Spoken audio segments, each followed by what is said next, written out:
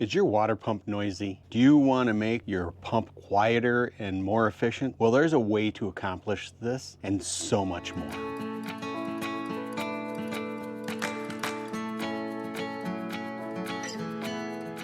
Hello everyone, welcome back to another episode of Real Trailer Life. My name is Patrick and today we are talking water pumps. When we're boondocking or in a situation where we need to run the water pump, it is loud. And when the pump turns off and on, the sounds are just so abrupt. That's because water pumps in RVs either run at full speed or they don't run at all. There is no in between. And water pumps are notoriously unreliable and can fail. You typically have no protections should it fail. Well, we have discovered a small device that's easy to install that offers us peace of mind and will make our water pump not only quieter, but much more efficient. It also adds safety features that are not typically available with your standard RV water pumps. Stay tuned as we discuss this product and all the features that it has to offer.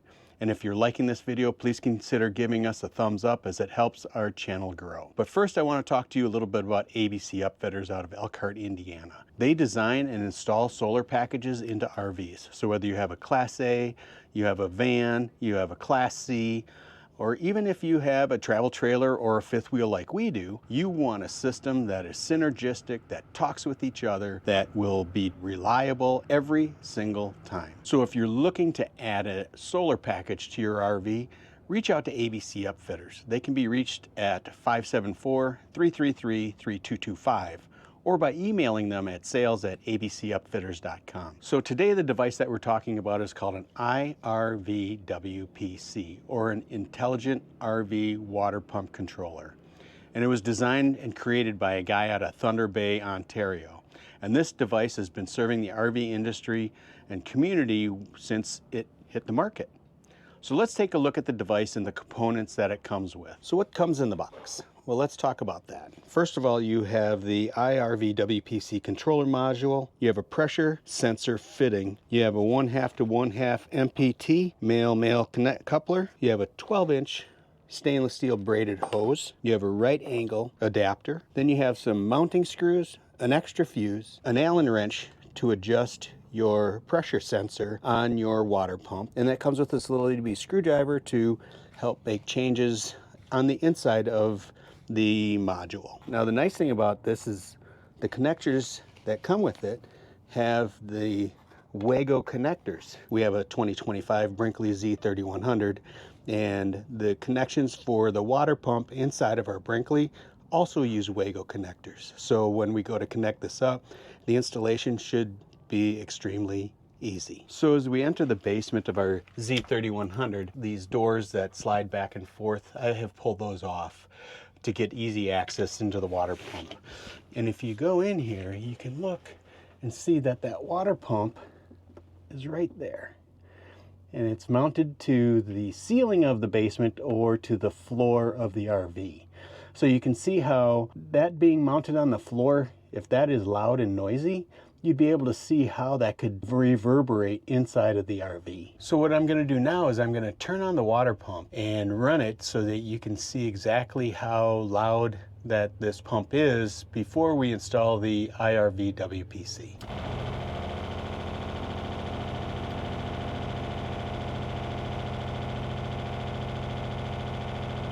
You can see the vibration and you can hear the sounds that the water pump is making. For us to install this, what we're going to have to do is pretty simple. We'll turn the pump off. We'll open up a faucet to release the pressure in the system. We'll disconnect this connection right here. And this is where the pressure sensor that IRVWPC sent us gets attached. And then on the back side, there are two Wago connectors, one for positive and one for negative.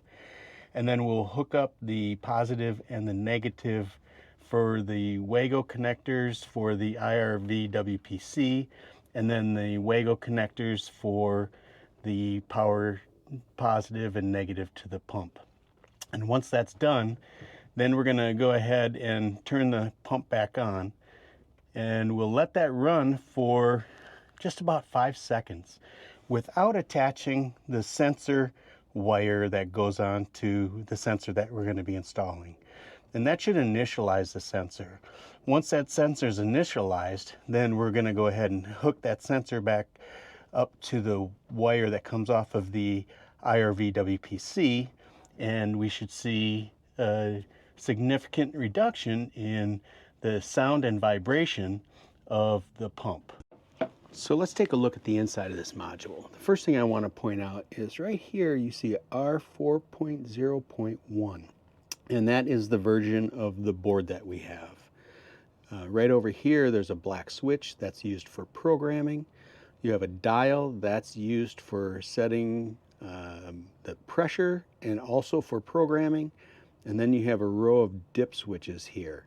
And the dip switches that we'll use, the only ones that we'll be using, I think, are going to be 2, 3, 4, and 5. So the way that this comes from the factory is it's set up for an on-demand water heater. So we're not going to adjust number 2 at all. Dip switch number 6 is used for a dry run timer. And the dry run timer safeguards the water pump from running at full speed without any water in the system.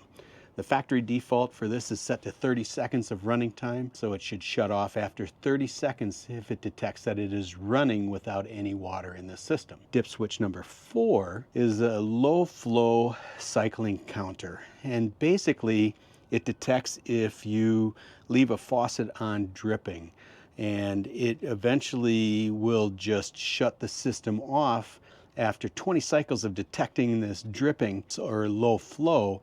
It'll shut the system off, and then it'll turn the fault light to red. And then the last thing they have that we will use is the long run timer.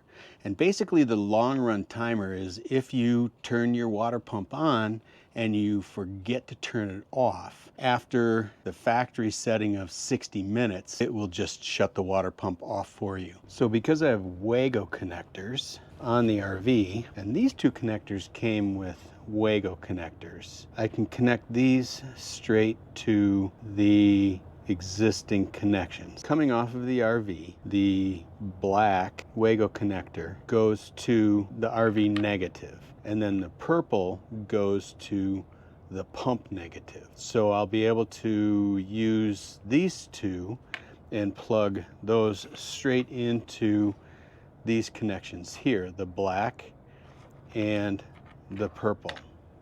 Now the red is a little bit different because I have a Wago connector there, and this is obviously not a Wago connector. Coming off of the IRVWPC, there's only one red that splits into 2, and this would get connected to both of the positives, the positive coming off of the RV power and then the positive coming off of the pump power. So now you can see that I have the IRVWPC installed. Now my pressure sensor is at 90 degrees, which they recommend that it points straight up, but I don't plan on winterizing this RV, so it can stay down in that position and it should be just fine. And I have ample access to the box to make any changes that I want to the dip switches or to do any kind of programming that I might want to do for this module. But no water leaks, everything's hooked up and running correctly, and we're going to give you a little sound bite here shortly to see the difference between before the installation and after the installation.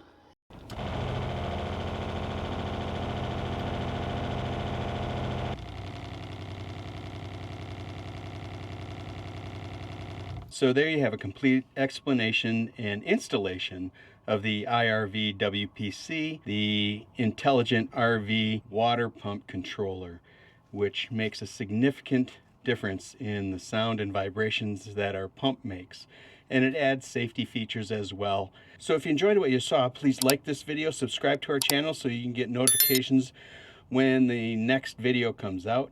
And until then, safe travels and stay adventurous. See you next time.